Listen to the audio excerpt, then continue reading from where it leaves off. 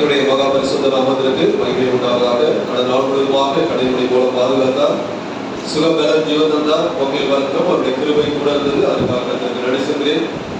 செய்திக்காக காத்திருக்கும் போது அடியனுக்கு வசனங்களை உணர்த்தினார். அந்த வசனங்களை நாம் தியானித்து நம்முடைய ஆத்மாவுக்கு பிரயோஜனப்படுத்திக் கொள்வோமாக. ஏசாயா 13வது அதிகாரம் 3வது வசனம். ஏசாயா 13:3.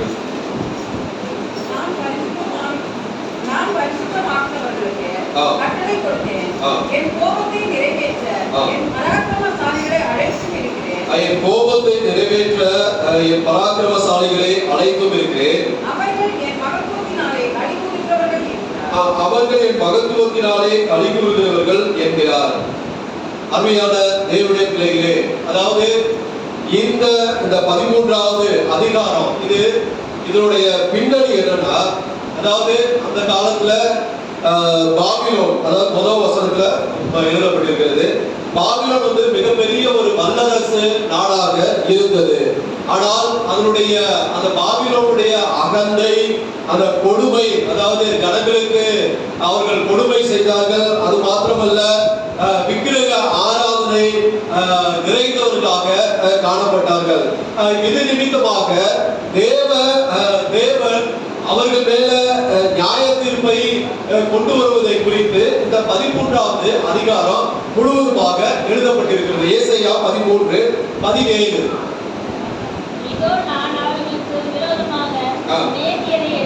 மேதியரை எழுப்புவேன், பாருங்க, அவர்களுக்கு விரோதமாக நான் மேதியரை எழுப்புவேன். அருமையான தேவனுடைய பிள்ளைகளே, அதாவது மேதியரும் பாரசீகர்களும் பாபிலோனை வீழ்த்தும்படியாக தேவனால் ஏற்படுத்தப்பட்ட ஒரு ஜனங்களாக இருந்தார்கள். எனவே இந்த இடத்துல பராக்கிரமசாலிகள் என்பது அதாவது மேதிய பாரசீக படை வீரர்களை குறிக்கிறதாக காணப்படுகிறது. அருமையான தேவனுடைய பிள்ளைகளை, பராக்கிரமசாலிகள் என்றால், அதாவது உலக பிரகாரமாக என்றால் அவர்கள் போரில் திறமையானவர்கள், அதாவது வல்லமை பெற்ற ஒரு வீரர்களாக காணப்படுகிறவர்கள், தேவனுடைய நோக்கத்தை நிறைவேற்றும்படியாக அழைக்கப்பட்ட ஒரு ஜனங்களாக இருக்கிறவர்கள் என்பதை இதன் மூலமாக உணர்த்தப்படுகிறது. அதாவது இந்த இடத்துல பராக்கிரமசாலிகள் என்பது மேதிய பாரசீக படை வீரர்களை குறிக்கிறதாக இருக்கிறது. இவர்கள் அனைவரும் பாருங்க, இவர்கள் அனைவரும் தேவனை அறிந்தவர்களா? இல்ல, அவர்கள் தேவனை அறியாதவர்களாக காணப்பட்டார்கள். ஆனாலும் தேவன் தமது திட்டத்தை நிறைவேற்றுவதற்காக அவர்களை பயன்படுத்துகிறவராக இருக்கிறார். அருமையான தேவனுடைய பிள்ளைகளே, பாருங்க, தேவன் எல்லா தேசத்திற்கும் ஆண்டவர். அதாவது இந்த வசனத்திலிருந்து நாம் ஒரு சத்தியம் வெளிப்படுகிறது. அது என்னவென்றால், தேவன் இஸ்ரவேலுக்கு மாத்திரம் தேவன் அல்ல, உலகத்தில் உள்ள எல்லா ராஜ்யங்களுக்கும் ஆண்டவராக இருக்கிறார்.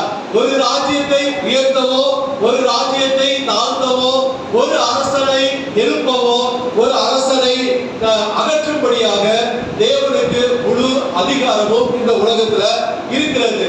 அதனால்தான் தானியேல் தீர்க்கதரிசி சொல்லுகிறார், அவர் ராஜாக்களை தள்ளி ராஜாக்களை ஏற்படுத்துகிற தேவனாக இருக்கிறார். அருமையான தேவனுடைய பிள்ளைகளே, தேவன் விசுவாசிகளை மட்டுமல்ல, அதாவது விசுவாசம் இல்லாதவர்களையும் விசுவாசி இல்லாதவர்களையும் தேவன் பயன்படுத்த முடியும். அதுக்கு வேதத்துல ஆதாரம் பாருங்க. பார்வோன், அவர் விசுவாசி கிடையாது, இயேசுவை தேவனை விசுவாசித்தவர் அல்ல, அவரை தேவன் பயன்படுத்தினார். நேபுகாத்நேச்சாரை தேவன் பயன்படுத்தினார். கோரேஸ் ராஜாவை தேவன் பயன்படுத்தினார். மேதியர்களை தேவன் பயன்படுத்தினார். ஆகவே தேவன் தமது திட்டத்திற்கு யாரை வேணாலும் பயன்படுத்தலாம். அவர் ஒரு திட்டம் வைத்திருக்கிறார் என்றால், அவர் விசுவாசிக்கிறவர்களை மாத்திரமல்ல, விசுவாசியாதவர்கள், அதாவது விசுவாசிகளாக இல்லாதவர்களையும் தேவன் தம்முடைய திட்டத்திற்கு அவர் பயன்படுத்துவார். தேவனுடைய பாருங்க நியாய தீர்ப்பு, அதாவது பாபிலோன் மிகவும் வலிமையானதாக வல்லரசாக இருந்தாலும் தேவனுடைய நியாய தீர்ப்பிலிருந்து அவர்களால் தப்ப முடியவில்லை. அதாவது பெரிய வல்லரசாக இருந்தாலும் தேவனுடைய நியாயத்திலிருந்து அவர்களால் தப்ப முடியவே இல்லை. அருமையான தேவனுடைய பிள்ளைகளே, நாம இந்த நாட்கள்ல இந்த பராக்கிரமசாலிகள் ஆவிக்குரிய பிரகாரமாக நாம பார்ப்போம். உலகம் கூறுவது பராக்கிரமசாலிகள் என்றால் உடல் வலிமை, பணம், பதவி, செல்வாக்கு இவற்றை உடையவர்களாக இருக்கிறார்கள். அவர்கள் தான் பராக்கிரமசாலிகள்.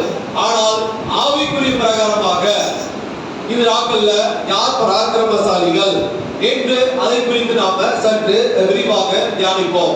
அதாவது ஆவிக்குரிய பிரகாரமாக பராக்கிரமசாலிகள் என்றால் தேவனுக்கு கீழ்ப்படிகிறவர்கள் உண்மையான பராக்கிரமசாலி. ஹalleluya. அதாவது பராக்கிரமசாலிகளை கர்த்தர் அழைக்கிறார்.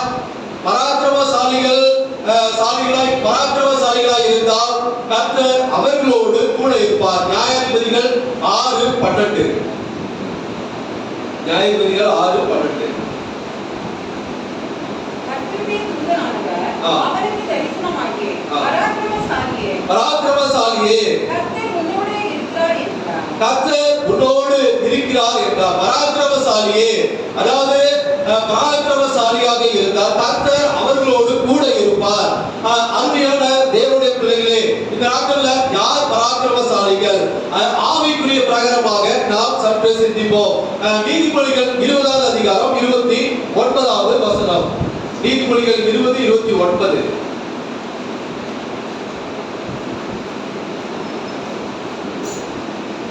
வாலிபரின் அலங்காரம் அவர்கள் பராக்கிரமம், முதிர் வயதானவர்களின் மகிமை அவர்கள் நகை. பாருங்க, வாலிபர்களின் அலங்காரம். பாருங்க, யார் பராக்கிரமசாலிகள்? வாலிபர்கள் பராக்கிரமசாலிகள். பொதுவாக வாலிபர்கள் என்று சொல்லுகிறவர்கள் பராக்கிரமசாலிகளாக இருப்பார்கள், பலசாலிகளாக இருப்பார்கள், எதையும் செய்யக்கூடியவர்களாக இருப்பார்கள். பாருங்க, வாலிப வயதுல எந்த காரியத்தையும் செய்யும் ஆற்றல், துணிச்சல் அவர்களுக்கு உண்டு. அந்த நாட்கள், அதாவது ரட்சிக்கப்பட்ட புதுசுலாம் ஊழியர் அதாவது பாஸ்டர் யார்கிட்ட அதிகமா வேலை கொடுப்பார்கள்? வாலிபர்கள் அவர்களை பார்த்து வேலை கொடுப்பார்கள். ஏனென்றால் அவர்கள் சரியாக செய்வார்கள், சொன்ன இடத்துக்கு கரெக்டாக போவார்கள் என்று. அதாவது நான் சடையில் இருக்கும் போது அந்த மாதிரி வாலிபர்கள் சரியாக இருக்கக்கூடிய வாலிபர்களுக்கு அநேக காரியங்களை ஒப்படைப்பார்கள். ஏனென்றால் எந்த காரியத்தையும் செய்ய துணிச்சல் அவர்களுக்கு உண்டு. அப்ப வாலிபர்கள் எப்படி இருக்க வேண்டும்? வாலிபர்களின் அலங்காரம் யோவேல் 3வது அதிகாரம் 10வது வசனம். அதாவது வாலிபர்கள் பராக்கிரமசாலிகளாக இருக்கிறபடியால் அந்த வாலிபர்கள் எப்படி இருக்க வேண்டும்? வாலிபர்களின் அலங்காரம் யோவேல் 3:10. உங்கள் கண்வெட்டிகளை பட்டயங்களாகவும் உங்கள் அறிவாளர்களை ஈட்டிகளாகவும் அடியுங்கள். பலவீனனும் தன்னை பலவான் என்று சொல்வானாக. பலவீனனும் தன்னை பலவான் என்று, அதாவது வாலிபர்கள் எப்படி அதாவது பலசாலிகளாக இருக்க வேண்டும். வாலிபர்கள் ஒருபோதும் நான் பலவீனன் என்று சொல்லக்கூடாது, எனக்கு முடியல அப்படி என்று ஒருபோதும் சொல்லக்கூடாது. அவன் தன்னை பலவான் என்று சொல்ல வேண்டும். அதாவது அவன் பலவீனவனாக இருந்தாலும் நான் பலவான் என்று சொல்ல வேண்டும் என்று கர்த்தர் விரும்புகிறார். அவர்கள் தான் பராக்கிரமசாலிகள், அவர்கள் தான் வாலிபர்கள். வாலிபர்களின் அலங்காரம் பராக்கிரமசாலியாய் இருப்பது. எந்த காரியத்தையும் செய்யக்கூடிய ஆற்றலோ வல்லமையோ அவர்களுக்கு இருக்க வேண்டும். அடுத்ததாக பாருங்க, வாலிபர்கள் எப்படி இருக்க வேண்டும்? 1 யோவான் 2:14. 1 யோவான் 2:14. ஆதி முதல் இருக்கிறவரை நீங்கள் அறிந்திருக்கிறதுனால் உங்களுக்கு எழுதியிருக்கிறேன். வாலிபரை நீங்கள் பலவான்களாக இருக்கிறதுனாலும் தேவ வசனம் உங்களை நிலைத்திருக்கிறதுனாலும் நீங்கள் பொல்லாங்கனை ஜெயித்ததினாலும் உங்களுக்கு எழுதியிருக்கிறேன். வாலிபர்கள் எப்படி இருக்க வேண்டும்? அடுத்ததாக தேவ வசனத்தின்படி நடக்க வேண்டும், சாத்தானை ஜெயிக்கிறவர்களாக இருக்க வேண்டும். அதாவது வாலிபர்கள் விசுவாசிகள், அதாவது விசுவாசிகளாய் இருக்கிற வாலிபர்கள் தேவ வசனத்தின்படி நடக்கிறவர்களாக இருக்க வேண்டும். அவர்கள் சாத்தானை ஜெயிக்கிறவர்களாக இருக்க வேண்டும். பராக்கிரமசாலியாக இருக்க வேண்டும், வசனத்தின்படி நடக்க வேண்டும், சாத்தானை ஜெயிக்கிறவர்களாக இருக்க வேண்டும். அடுத்ததாக வாலிபர்கள் எப்படி இருக்க வேண்டும்? வெளிப்படுத்தல் 2:7. வெளிப்படுத்தல் 2:7. அதாவது பொல்லாங்கனை அவர்களுக்கு அதாவது தனி அதிகாரம் உண்டு. ஆவியானவர் சபைகளுக்கு சொல்லுகிறதை காதுள்ளவன் கேட்க கடவன். ஜெயம் கொள்கிறவன் எவனோ அவனுக்கு தேவனுடைய பரதேசின் மத்தியில் இருக்கிற ஜீவ விருட்சத்தின் கனியை புசிக்க கொடுப்பேன் என்று. பாருங்க, ஜெயம் கொள்கிறவர்களாக இருக்க வேண்டும். வாலிபர்கள் எல்லா காரியத்திலையும் ஜெயம் கொள்கிறவர்களாக பாருங்க.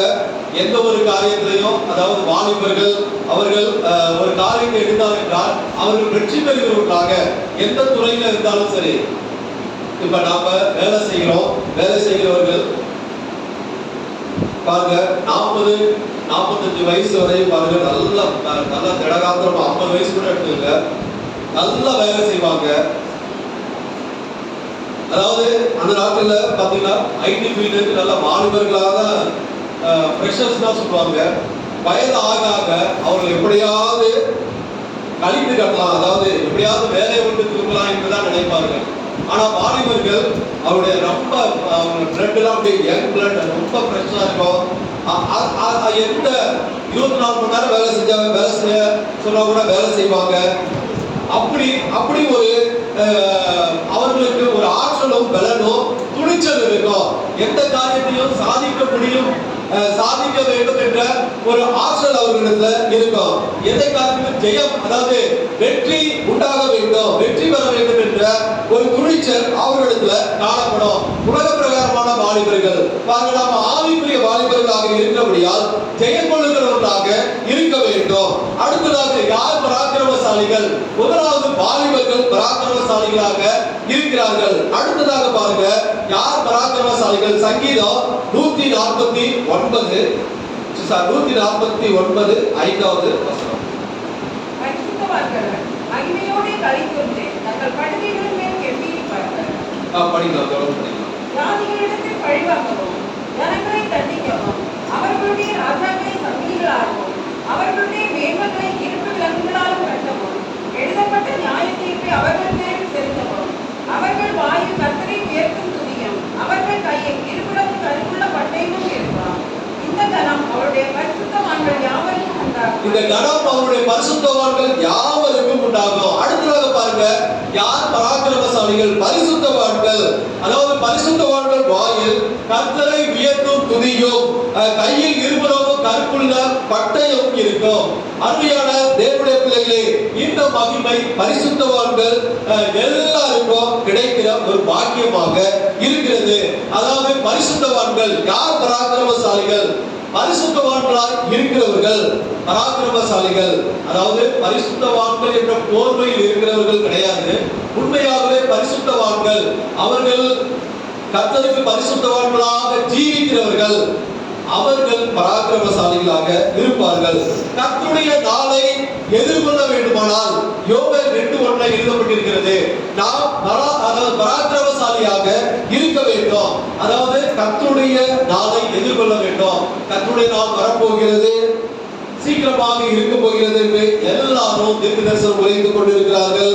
ஆகவே அந்த நாளை எதிர்கொள்ள வேண்டுமானால் நாம் பராக்கிரமசாலியாக இருக்க வேண்டும், வாலிபர்களாக இருக்க வேண்டும். அடுத்ததாக பரிசுத்தவான்களாக இருக்க வேண்டும். அப்படி அவர்கள் வாலிபர்கள் பரிசுத்தவான்கள் பரிசுத்தமாய் இருக்கும் போது கர்த்தருடைய நாளை எதிர்கொள்ள முடியும். அப்படி இல்லை என்றால் தேசத்தின் குடிகளை போல நாமும் தத்தளிக்கிறவர்களாக காணப்படுவோம். நோவா பீரியட்ல எல்லா ஜனங்களும் தத்தளித்துக் கொண்டிருந்தார்கள். வெளியில எங்களை காப்பாற்றும், இந்த கதவை திறக்க வேண்டும் என்று வெளியிலிருந்து கூப்பாடு போட்டுக் கொண்டிருந்தார்கள். ஆனால் அந்த பேழைக்குள் பிரவேசித்தவர்கள் மாத்திரமே காக்கப்பட்டார்கள். அருமையான அவர்களே வாலிபர்களாகவும் பரிசுத்தவான்களாகவும் அவர்கள் இருந்தார்கள். அவர்கள் வாலிபர்களாக பரிசுத்தவான்களாக மாத்திரமல்ல, அவர்கள் பரிசுத்தமாய் இருக்கும் போது கர்த்தருடைய நாளை அதாவது எதிர்கொள்ள முடியும். எப்பொழுது கர்த்தர் வருவார், அதாவது ஈஸியாக, அதாவது எந்த ஒரு பயம் இல்லாமல் கர்த்தருடைய நாளை எதிர்கொள்ள முடியும். அடுத்ததாக பாருங்க, ஏசாயா 13:3 கடைசி பகுதி.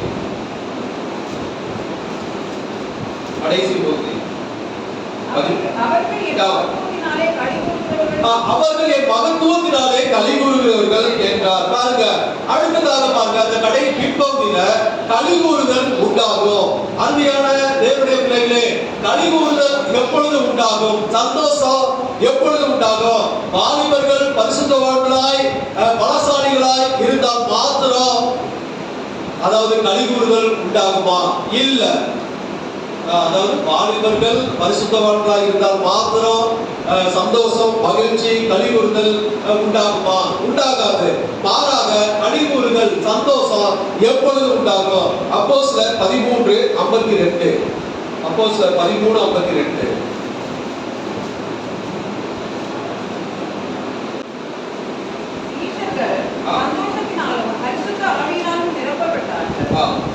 பாருங்க, பரிசுத்த ஆவியினால் நிரப்பப்பட்டார்கள் சீஷர்கள். அதாவது களி கூறுதல் எப்பொழுது உண்டாகும்? நம்ம வாலிபர்களாக இருக்கலாம், பரிசுத்தவான்களாக இருக்கலாம். அப்படி ரெண்டு பேரும் வாலிபர்களாக இருந்தாலும் பரிசுத்தவான்களாக இருந்தாலும் களி கூறுதல் உண்டாகுமா? இல்ல. மாறாக அவர்கள் பரிசுத்த ஆவியினால் நிரப்பப்படும் போது சீஷர்கள் அநேக வாலிபர்களாக இருந்திருப்பார்கள். அதாவது இயேசு கிறிஸ்து பரமேறி சென்றதுக்கு பிற்பாடு அநேக சீஷர்கள் தேவனண்டையிலே கூட்டி சேர்க்கப்பட்டார்கள். அப்ப அந்த சீஷர்கள் அநேக வாலிபர்கள் இருந்திருப்பார்கள், பரிசுத்தவான்கள் இருந்திருப்பார்கள்.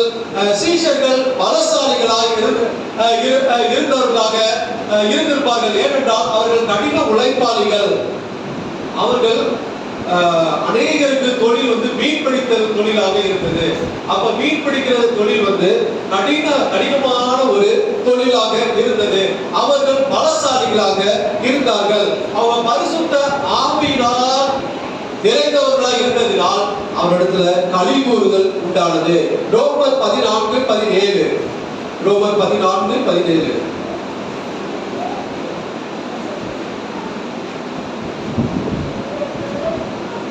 தேவனுடைய ராஜ்யம் ருசிக்கும் குடிக்கும் அல்ல, அது நீதியும் சமாதானமும் பரிசுத்த ஆவியினால் உண்டாகும் சந்தோஷமாய் இருக்கிறது. தேவனுடைய ராஜ்யம் ருசிக்கும் குடிக்கும் அல்ல, நீதியும் சமாதானமும் பரிசுத்த ஆவியினால் உண்டாகும் சந்தோஷம். அருமையான தேவனுடைய பிள்ளைகளே, அதாவது தேவனுடைய ராஜ்யம் சபை என்பது அது ருசிக்கும் குடிக்கும் அல்ல, மாறாக நீதியினாலும் சமாதானத்தினாலும் பரிசுத்த ஆவியினால் உண்டாகும் சந்தோஷம். அதாவது சபையில நீதி சமாதானம் இருக்க வேண்டும். சபையில பரிசுத்த ஆவியினால் உண்டாகும் சந்தோஷம். அதாவது பரிசுத்த ஆவியினால் நிரம்பும் போது அவர்களுக்கு ஒரு சந்தோஷம் உண்டாகும். அப்ப அந்த சந்தோஷத்தினால் சீஷர்கள் வாலிபர்கள் பரிசுத்தவான்கள் நிறையும் போது அவர்களிடத்துல களி கூறுதல் உண்டாகும். அடுத்ததாக பாருங்க, களி கூறுதல் சந்தோஷம் எப்பொழுது உண்டாகும்? சங்கீதம் 97:11-12. சங்கீதம் 97:11-12.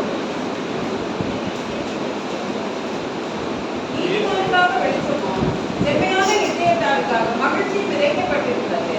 நீதிமான்களே கர்த்தருக்குள் மகிழ்ந்து அவருடைய பரிசுத்தத்தின் நினைவுகூறலை கொண்டாடுங்கள். அடுத்ததாக பாருங்க, செம்மையான இருதயம், அதாவது சுத்த இருதயமாக இருக்கும் போது மகிழ்ச்சி உண்டாகும்.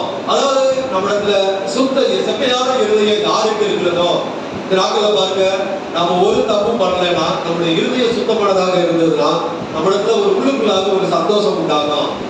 அப்படி இல்லாதபடிக்கு நம்முடைய இருதயத்துல அகங்காரம், பாவம், கோபம், அதாவது அது நிறைந்து காணப்படுமானால் நம்முடைய இருதயத்துல அது செம்மையானதாக இருக்காது, சுத்தமானதாக இருக்காது. அப்படி இல்லாத பட்சத்துல நம்முடைய இருதயத்துல மகிழ்ச்சி உண்டாகாது, ஒருபோது மகிழ்ச்சி உண்டாகாது. நாம சண்டை போட்டுக்கிட்டே இருந்தா அது பாருங்க, அந்த இருதயம் நம்மளுக்கு குற்றம் உண்டாகி கொண்டே இருக்கும், குற்றப்படுத்தி கொண்டே இருக்கும். அப்ப செம்மையான இருதயம் நம்மிடத்துல காணப்பட வேண்டும். அதாவது சுத்த இருதயம் நம்மிடத்துல காணப்பட வேண்டும். அப்படி சுத்த இருதயமாக இருக்கும் போது நம்மிடத்துல மகிழ்ச்சி உண்டாகும். பரிசுத்தத்தின் நிறைவு, அதாவது நிறைவு கூறுதல், அதாவது பரிசுத்தம் பூரணம் அடையும் போது படிப்படியாக பாருங்க, பரிசுத்தத்தின் நிறைவு கூறுதல் அப்படின்னா பரிசுத்தம் பூரணம் அடையும் போது நம்ம கொஞ்சம் கொஞ்சமாக நம்ம பரிசுத்தம் பூரணம் அடையும் போது நம்மிடத்துல மகிழ்ச்சி அதிகமாக உண்டாகும். நீங்க யோசிச்சு பாருங்க, ஒரு பாவத்திலிருந்து உங்களிடத்துல விடுதலை உண்டாச்சுன்னா உங்களுக்கு எவ்வளவு சந்தோஷம் உண்டாகிறது. ஒரு பாவத்திலிருந்து நீங்க ஜெயிக்கும் போது, அதாவது உங்களிடத்துல ஒரு பாவ எண்ணம் ஏற்படுகிறது. அந்த பாவ எண்ணம் ஏற்படும் போது அதாவது ரொம்ப நேரம் அதோடு போராடி பாருங்க, போராடி கொண்டே இருக்கிறோம். ஒரு கட்டத்துல அந்த பாவ சிந்தனையிலிருந்து, அந்த பாவத்திலிருந்து நாம ஜெயிக்கும் போது அந்த உள்ளுக்குள்ளாக பாருங்க ஒரு ஆனந்தம், ஒரு பேரானந்தம் உண்டாகும். அந்த பாவத்தை செய்யாதபடிக்கு கர்த்தர் என்னை தடுத்து போட்டார் என்று. அருமையான தேவனுடைய பிள்ளைகளே, அப்ப அந்த இடத்துல சந்தோஷம் எப்பொழுது உண்டாகும்? செம்மையான இருதயம், சுத்த இருதயம் உள்ளவர்களுக்கு சந்தோஷம் அதிகமாக உண்டாகும். சுத்த இருதயம் எப்பொழுது உண்டாகும்? பரிசுத்தம், அதாவது படிப்படியாக பரிசுத்தத்துல பூரணம் அடையும் போது அந்த சந்தோஷம் உண்டாகும். அடுத்ததாக பாருங்க, சங்கீதம் 84:7. சங்கீதம் 84:7. அவர்கள் பலத்தின் மேல் பலம் அடைந்து சீயோனிலே தேவ சந்நிதியில் வந்து காணப்படுவார்கள். பாருங்க, அவர்கள் பலத்தின் மேல் பலம் அடைந்து சீயோனிலே தேவ சந்நிதியிலே காணப்படுவார்கள். பாருங்க, அதற்கு அதாவது 1ல இருந்து நீங்க போய் வீட்டை வாசம் பாருங்க. உங்களுடைய வீட்டு வாசமா இருக்கிறவர்கள் பாக்கியவான்கள், அவர்கள் எப்பொழுதும் போய் துதித்துக் கொண்டிருப்பார்கள்.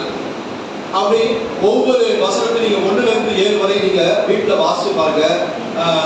தேவ ஆலயத்திற்கு செல்லும் போது எப்பொழுது மகிழ்ச்சி உண்டாகும்? ஒருவர் தேவ ஆலயத்திற்கு செல்லும் போது மனமகிழ்ச்சி உண்டாகும். ஜெப வீட்டிலே அவர்களை மகிழ செய்வார். ஏசாயா 56:7 ஜெப வீட்டிலே அழைத்து கொண்டு வந்து அவர்களை மகிழ பண்ணுவேன் என்று எழுதப்பட்டிருக்கிறது. ஆக தேவ ஆலயத்திற்கு செல்லும் போது ஒரு விசுவாசி, ஒரு பரிசுத்தவான் தேவ ஆலயத்திற்கு செல்லும் போது அவரிடத்துல ஒரு மன மகிழ்ச்சி. அங்க போய் தேவனை தொழுது கொள்கிறோம், அங்க போய் நம்ம ஆராதனை செய்கிறோம், அங்க போய் நாம ஒரு சில மணி நேரம், ஒரு 3 மணி நேரம் எல்லா கவலையும் மறந்து தேவனுடைய ஆலயத்திற்கு கடந்து வந்து நாம ஜெபிக்கும் போது, நாம தேவனை தொழுது கொள்ளும் போது, நாம பாட்டு பாடி தேவனை ஆராதிக்கும் பொழுது, நாம சோத்திரம் செய்யும் பொழுது, அவருடைய பிரமாணங்களை கை கொள்ளும் போது ஒரு உள்ளத்துல ஒரு மகிழ்ச்சி உண்டாகும். அதாவது அநேக நீங்க சாட்சியை கேள்விப்பட்டிருக்கீங்க. நான் பலவீனமாக இருந்தேன், ஆலயத்திற்கு வந்த, உட்கார்ந்து முழங்கால் பண்ணிட்டு ஜெபம் பண்ணினேன், என்னுடைய பலவீனம் எல்லாம் போனது என்று நாம சாட்சி சொல்ல கேள்விப்பட்டிருக்கிறோம். அப்ப எப்படி அதெல்லாம் உண்டாகிறது? தேவ ஆலயத்துல தேவனுடைய ஆலயத்துல ஒரு பிரசன்னம் உண்டாகும். தேவ பிரசன்னம் அந்த இடத்துல காணப்படும். அந்த இடத்துல மகிழ்ச்சி, அதாவது ஜெப வீட்டிலே அழைத்து கொண்டு அவர்களை மகிழ பண்ணுவேன். அருமையான தேவனுடைய பிள்ளைகளே, தேவ ஆலயத்திற்கு கடந்து வந்து நம்ம ஒரு 3 மணி நேரம் ஜெபம் பண்ணிட்டு நீங்க போனீங்கன்னா பாருங்க, அந்த வாரம் ஃபுல்லா உங்களுக்கு ரொம்ப பீஸ் ஆஃப் மைண்ட் இருக்கும். மண்டேல இருந்து சாட்டர்டே வரையும் உங்களுடைய வேலைகளை நீங்க நன்றாக பார்ப்பீங்க, சுறுசுறுப்பாக இருப்பீங்க. ஆனா நம்ம ஒரு வாரம் நம்ம ஆப்சென்ட் ஆனோம் பாருங்க, அந்த வாரம் முழுவதுமாக விசுவாசிக்காக இருந்தாலும் சரி, ஒரு பரிசுத்தவான்களுக்காக இருந்தாலும் சரி, அந்த 6 நாள் பாருங்க ஏதோ ஒரு இது நீ அனுபவித்தவர்களுக்கு நன்றாக தெரியும். ஏதோ ஒன்று இழந்த மாதிரி ஏதோ ஒன்று இழந்துட்டான் அப்படி என்று நாம தொடர்ந்து நம்முடைய உள்ளுக்குள்ளாக நாம் யோசிச்சு கொண்டே இருப்போம். எவ்வளவு வேலைகளா இருந்தாலும் சரி, அதை விட்டுவிட்டு தேவ ஆலயத்திற்கு கடந்து வந்து அவரை பாடி, அவரை மகிமைப்படுத்தி, அவரை ஜெபம் பண்ணும் போது பாருங்க உள்ளுக்குள்ளாக ஒரு சந்தோஷம், ஒரு ஆனந்தம், ஒரு களி கூறுதல். அது எப்போ அந்த சந்தோஷம், அந்த மகிழ்ச்சி தேவனுடைய ஆலயத்திற்கு செல்லும் போது உண்டாகும். அருமையான தேவனுடைய பிள்ளைகளே, அடுத்ததாக பாருங்க, களி கூறுதல், சந்தோஷம் எப்பொழுது உண்டாகும்? லூக்கா 6:38 வசனம். லூக்கா 6:38. அப்பொழுது உங்களுக்கு கொடுக்கப்படும், அமைக்கி குலுக்கி சரிந்து விழும்படி நன்றாய் அளந்து உங்கள் மடியிலே போடுவார்கள். நீங்கள் எந்த அளவினால் அளப்பீர்களோ அந்த அளவினால் உங்களுக்கும் அளக்கப்படும். உங்களுக்கு கொடுக்கப்படும், அமைக்கி குலுக்கி சரிந்து விழும்படி நன்றாய் அளந்து. பாருங்க, அடுத்ததாக பாருங்க, தேவ ஆலயத்திற்கு கடந்து வரும்போது சந்தோஷம் உண்டாகும். தேவனுக்கு கொடுக்கும் போது சந்தோஷம் உண்டாகும். பாருங்க, அநேகர் பாருங்க, தேவனுக்கு கொடுக்கும் போது தங்களால் இயன்றவரை, இயன்ற அளவு, அதாவது கட்டாயமாயும் அல்ல, மன விசனமாயும் அல்ல, சந்தோஷமாக தேவனுக்கு கொடுக்கும் போது உள்ளத்துல ஒரு சந்தோஷம். அதாவது நாம டைரக்டா எந்த ஒரு விசுவாசிகளா இருந்தாலும் சரி, நீங்களா இருந்தாலும் சரி, நானா இருந்தாலும் சரி, டைரக்டா தேவனுக்கு யாரும் கொடுக்க மாட்டோம். அதாவது அந்த அவருடைய ஊழியத்திற்கு, அவருடைய பரிசுத்தவான்கள் போஷிப்பதற்கு, இந்த காரியத்திற்கு கொடுக்கும் போது அது தேவனுக்கு கொடுப்பதற்காக சமம் என்று வேதத்துல எழுதப்பட்டிருக்கிறது. ஆகவே தேவனுக்கு கொடுக்கும் போது உங்களுடைய உள்ளத்துல நான் என்னுடைய கடமையை நிறைவேற்றிட்டேன் அப்படி என்று ஒரு சந்தோஷம், ஒரு கலிகூறுதல் உங்களுக்கு உண்டாகும். அருமையான தேவனுடைய பிள்ளைகளே, இது அநேகர் அனுபவித்திருப்பாங்க. தேவனுக்கு கொடுக்கும் போது அவருடைய உள்ளத்துல, அதாவது அவர்கள் அறியாதபடிக்கு ஒரு சந்தோஷம் உள்ளத்துல உண்டாகும். அது கொடுக்கிறவர்களுக்கு அந்த சந்தோஷம் அதிகமாக உண்டாகிறதாக இருக்கும். ஆகவே தேவனுடைய பிள்ளைகளே, மகிழ்ச்சி, களிகூறுதல், சந்தோஷம் எப்பொழுது உண்டாகும்? தேவனுக்கு உங்களால ஏற்ற மட்டும், அதாவது மனப்பூர்வமாக கொடுக்கும் போது உங்களுடைய உள்ளத்துல சந்தோஷம் உண்டாகும். அடுத்ததாக பாருங்க, லூக்கா 10:17. லூக்கா 10:17. பின்பு அந்த 70 பேரும் சந்தோஷத்தோட திரும்பி வந்து ஆண்டவரே உம்முடைய நாமத்தினாலே விசுவாசம் கொண்டவர்களுக்கு கீழ்ப்படிகிறது என்றார்கள். கர்த்தருக்காக ஊழியம் செய்யும் போது பாருங்க, கர்த்தருக்காக ஊழியம் செய்யும் போது நம்முடைய உள்ளத்துல ஒரு சந்தோஷம், மகிழ்ச்சி உண்டாகும்.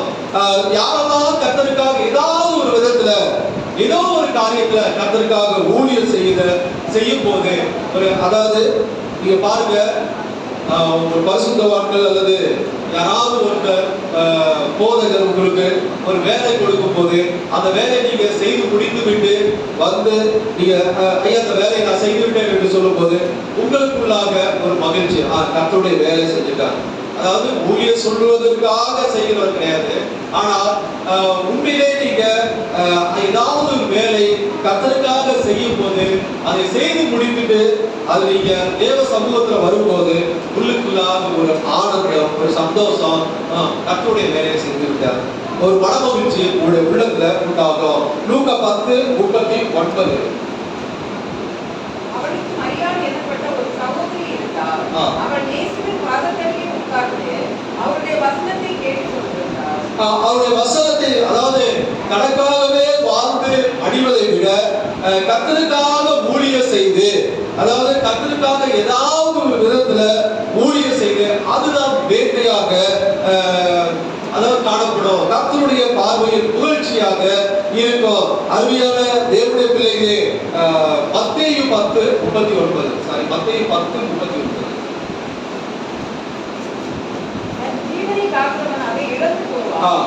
என் நிமித்தம் தன் ஜீவனை இழந்து போகிறவன் அதை காப்பான். என் நிமித்தம் தன் ஜீவனை, பாருங்க, அவருக்காக ஊழியம் செய்யும் போது, அவருக்காக ஏதாவது செய்து நாம மரிக்கும் போது, அதாவது நமக்காகவே வாழ்ந்து மரிப்பதை விட கர்த்தருக்காக ஊழியம் செய்து, கர்த்தருக்காக ஏதாவது செய்து நம்முடைய வாழ்க்கையில நாம பரலோகம் செல்லும் போது நம்முடைய புஸ்தகத்தில் நம்முடைய பேரு கீழாக நாம் என்ன பண்ணியிருக்கிறோம், கர்த்தருக்காக ஏதாவது பண்ணியிருக்கிறோமா என்று தேவன் கண்டிப்பாக பார்ப்பார். அதாவது நாம் பரிசுத்தமாக இருக்கலாம், பரிசுத்தமாக இருந்து பரலோகத்தில் கடந்து செல்லலாம், அதெல்லாம் எல்லாம் இருக்கலாம். ஆனா கர்த்தருக்காக ஏதாவது செய்கிறோமா? அப்படி செய்தால் நம்முடைய புஸ்தகம், அதாவது நியாயத்தீர்ப்பு புஸ்தகத்துல யார் யார் என்னென்ன கர்த்தருக்காக வேலை செய்தார்களோ அவர்கள் எல்லாமே குறித்து வைத்து கர்த்தருக்காக ஊழியம் செய்திருக்கிறார் அப்படி என்று அவர் சந்தோஷப்படுவார். அருமையான தேவனுடைய பிள்ளைகளே, அது கர்த்தருடைய பார்வையில வேட்டையாக, புகழ்ச்சியாக இருக்கும். ஆகவே கர்த்தருக்காக ஊழியம் செய்யும் போது ஏதாவது ஒரு ஊழியம், ஏதாவது ஒரு வேலை நீங்க செய்யும் போது உள்ளத்துல சந்தோஷம், மனமகிழ்ச்சி அதிகமாக உண்டாகும். சங்கீதம் 37:4. சங்கீதம் 37:4.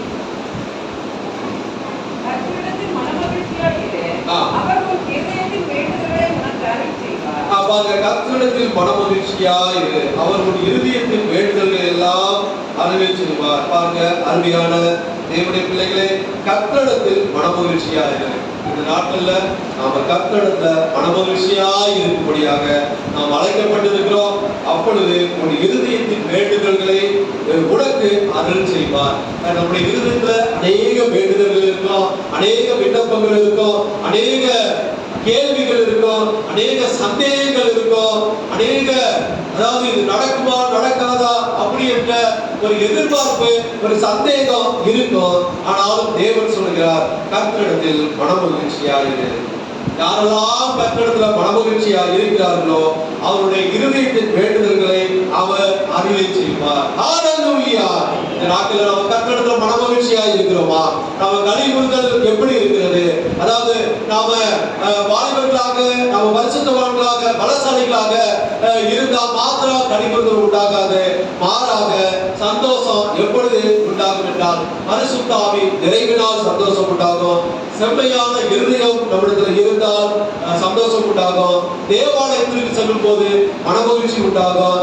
தேவனுக்கு ஏதாவது கொடுக்கும் போது மனமகிழ்ச்சி உண்டாகும். கர்த்தருக்காக ஏதாவது ஊழியம் செய்யும் போது மகிழ்ச்சி உண்டாகும். அருமையான தேவனுடைய பிள்ளைகளே, கர்த்தரிடத்தில் மனமகிழ்ச்சியாயிரு. அவர் உன் இருதயத்தின் வேண்டுதல்களை உனக்கு அருள் செய்வார். இந்த நாட்கள்ல நம்மிடத்துல பெரிய காரு, வீடு, பெரிய படிப்பு, நிறைய சொத்து, பலசாலிகளாக இருந்தால் மனமகிழ்ச்சி உண்டாகுமா? வேதம் என்ன சொல்லுகிறது என்றால் கர்த்தரிடத்தில் மனமகிழ்ச்சியாரு. இந்த காரியத்தில், இந்த உலக பிரகாரமான காரியத்துல சந்தோஷம் கொஞ்ச நாள் இருக்கும், கொஞ்ச நிமிஷம் இருக்கும். ஆனால் நிரந்தரமாக, நித்தியமாக நம்மிடத்துல இருப்பது, அதாவது நம்ம நம்மிடத்துல மகிழ்ச்சி இருக்க வேண்டும் என்றால் நாம் கர்த்தரிடத்துல மனமகிழ்ச்சியாக இருக்க வேண்டும். அதாவது நம்மிடத்துல அநேக விண்ணப்பங்கள், நம்மிடத்துல அநேக விண்ணப்பங்கள், ஜெபங்கள், மன்றாட்டுகள், வேதனைகள், சோதனைகள், போராட்டங்கள், கவலைகள் எல்லாம் இருக்கலாம்.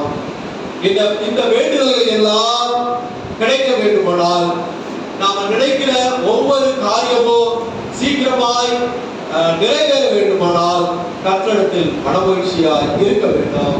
மனமகிழ்ச்சி எப்பொழுது உண்டாகும்? பரிசுத்த ஆவி நிறைவினால், சுத்த இதயமாக இருக்கும் போது, தேவ ஆலயத்திற்கு செல்லும் போது, தேவனுக்கு கொடுக்கும் போது, கர்த்தருக்கு ஊழியம் செய்யும் போது. ஆகவே நாம் பராக்கிரமசாலிகளாய் மாற வேண்டும். அப்படி இருக்கும் போது, பராக்கிரமசாலிகளாய் மாறும் போது நம்முடைய உள்ளத்துல மகிழ்ச்சி உண்டாகும். பராக்கிரமசாலியே கர்த்தர் உங்களோடு இருக்கிறார். ஹல்லேலூயா. கர்த்தர் நம்மை பராக்கிரமசாலிகளாக அழைத்திருக்கிறார். கர்த்தர் நம்மை பராக்கிரமசாலியாக அழைத்திருக்கிறபடியால் கர்த்தர் நம்மோடு கூட இருப்பார். நம்மோடு கூட இருக்கும்படியாக யாரெல்லாம் பராக்கிரமசாலிகளாக இருக்கிறார்களோ கர்த்தர் அவர்களோடு கூட இருப்பார். யார் பராக்கிரமசாலிகள்? வாலிபர்கள் பராக்கிரமசாலிகளாக இருக்கிறார்கள். பரிசுத்தவான்கள் பராக்கிரமசாலிகளாக இருக்கிறார்கள். அவர்கள் பரிசுத்தமாய் இருக்கும்போது கர்த்தருடைய நாளை நாம் ஒவ்வொருவரும் எதிர்கொள்ள முடியும். இந்த நாட்கள்ல நீங்க கர்த்தருடைய நாளை எதிர்கொள்ள நீங்க வாஞ்சையா இருக்கிறீர்களா? நாம் இந்த நாட்கள்ல பராக்கிரமசாலிகளாக அழைக்கப்பட்டிருக்கிறபடியால் ஒவ்வொருவரையும் பராக்கிரமசாலிகளாக அழைத்திருக்கிறார்.